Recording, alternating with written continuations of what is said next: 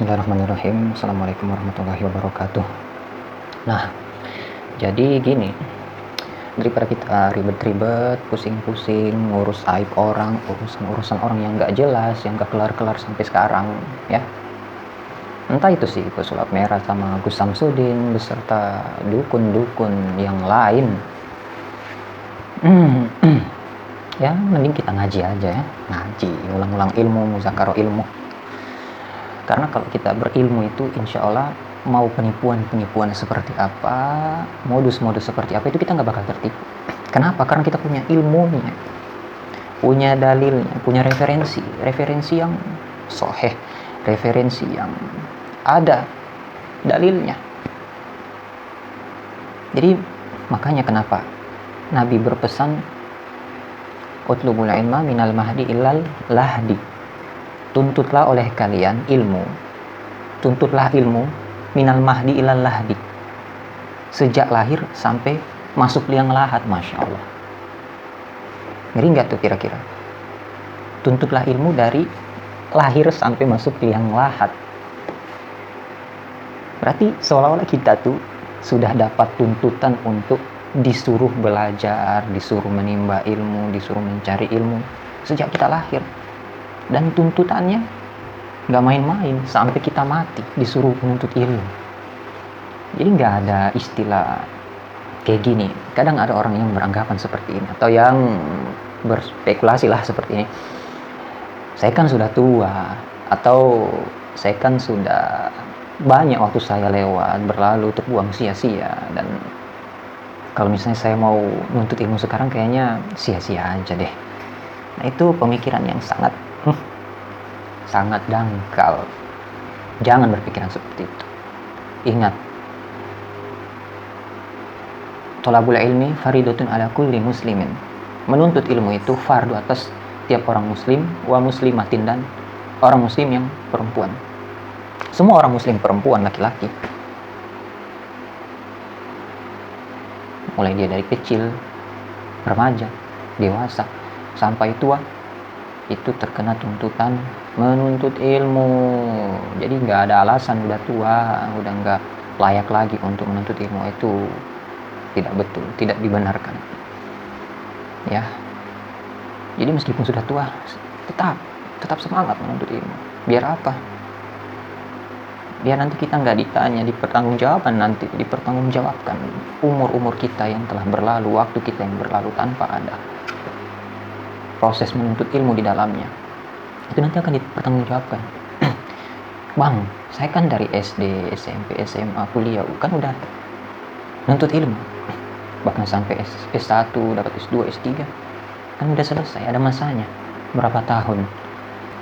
Berarti kan sudah selesai. La ilaha illallah. Alasan seperti itu tidak bakal diterima, karena tuntutan hadisnya di situ sampai masuk liang lahat.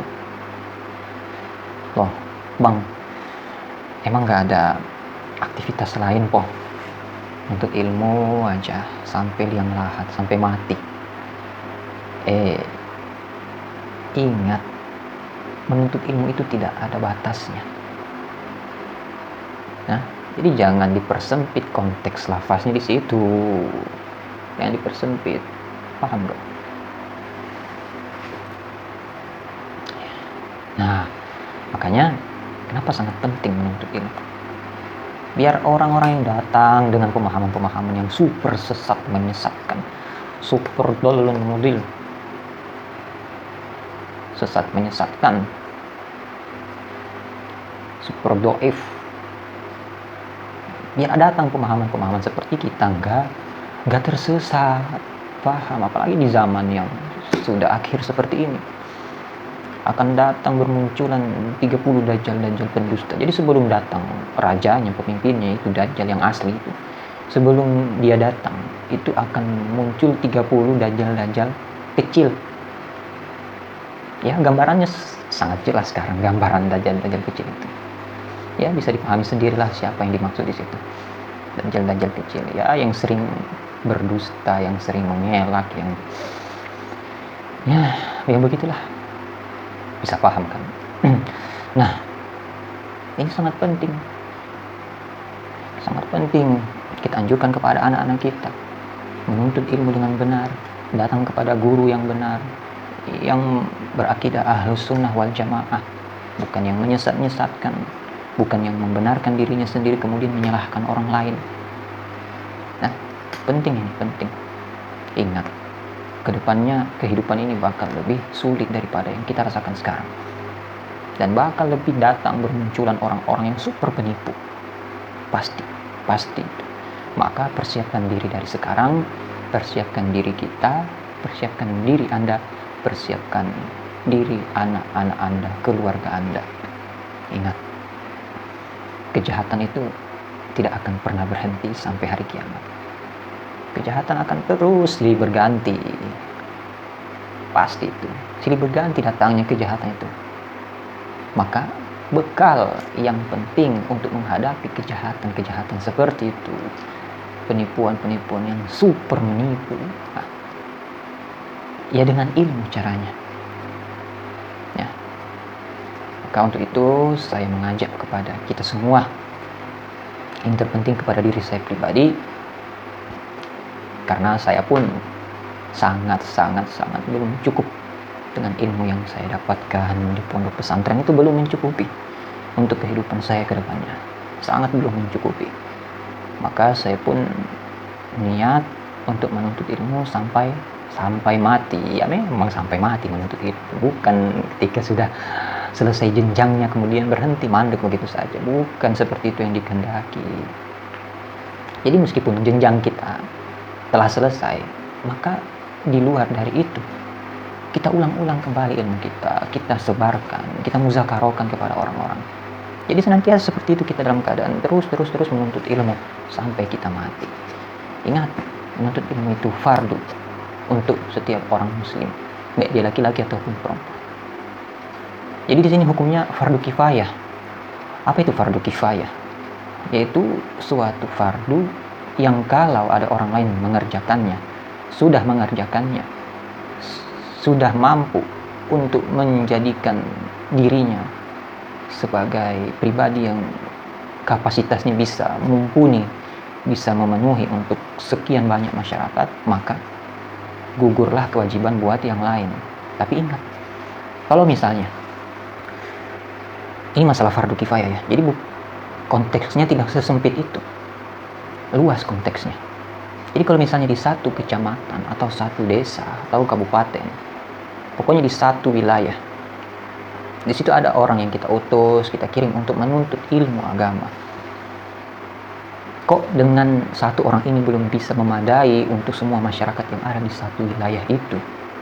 Maka kita wajib mendatangkan orang demi orang lagi untuk menuntut ilmu. Jadi enggak tergugurkan oleh satu orang itu saja. Jadi kita harus tengok kapasitas orang ini.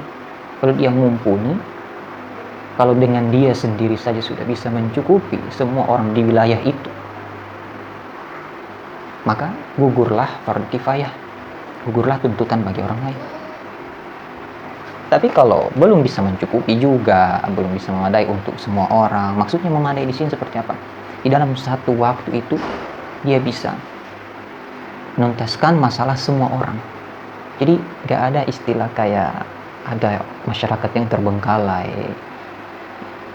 ketika mau menanyakan urusan ini itu mesti menunggu beberapa waktu lagi untuk menunggu kesiapan orang tersebut untuk menjawab, untuk menuntaskan masalah tersebut. Nah, maka kita wajib untuk menghadirkan orang demi orang sampai kalau di dalam satu waktu, di dalam satu hari semua masyarakat itu masalahnya bisa tuntas, bisa terselesaikan, pertanyaannya bisa terjawab, masalahnya bisa terjawab.